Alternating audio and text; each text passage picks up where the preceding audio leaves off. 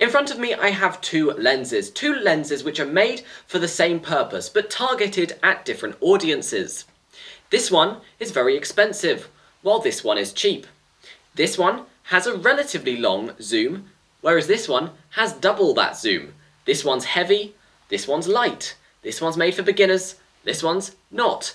And you see where I'm going with this. These two lenses are totally different, meaning as soon as you start comparing these two lenses, we have a bit of a problem. You see, I feel like with this lens, the Canon 75-300mm lens, it gets a lot of hate because it's continuously compared to a lens such as this. And if it's not compared to one that is bigger, it's compared to one which is better, such as the 70-200mm, while this lens is £1,500. Now in today's video, I'm going to give you 3 pros and 3 cons to the Canon 75mm lens. You see many reviews saying how bad it is, and then you see a few saying how good it is. Today I'm going to give you a balanced view. I'm going to show you the goods and the bads so you can make the decision whether this is the lens for you to buy. Now the first pro is going to be the price. This lens is £200 new and you can buy it about £100 second hand. That is an incredible price, especially if you're a beginner photographer. If you don't have lots of money and you're starting photography, you want to learn how to take photos, how to use a telephoto, and you just want to experience, have a bit of fun and develop your skills as a photographer, then this piece of equipment will complement you very nicely. This lens also has a very impressive focal range. 75-300mm lens gives you a good bit of zoom. Now don't get me wrong, it doesn't give you as much zoom as 600mm, but for the size and the price and the lens you're buying, you get a good amount of zoom in a compact package. And the other advantage is it's lightweight.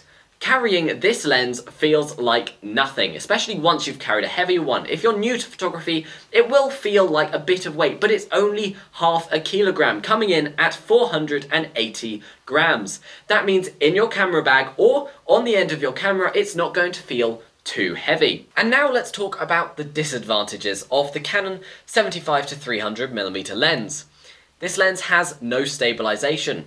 When doing photography, this is okay because you can up your shutter speed, and apart from finding the animal, you can keep it in the frame because the zoom is not too far.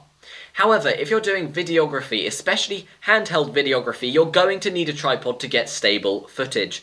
I've tried doing video with this lens at 300mm and it's really unstable and quite painful to watch. So if you want to do videography with this lens, probably not the best idea, and I would say get a different lens, get the 70-300 with stabilization, or use a tripod. This lens is not waterproof or weather sealed at all. There is no weather sealing on this lens, which means if you're a wildlife photographer and you like going out in extreme conditions, say rain like it is at the moment, and it has been for like 2 weeks, and it will be for like another 3 weeks, side rant, but it won't stop raining, and as a wildlife photographer it's pretty difficult to do wildlife photography if it keeps raining.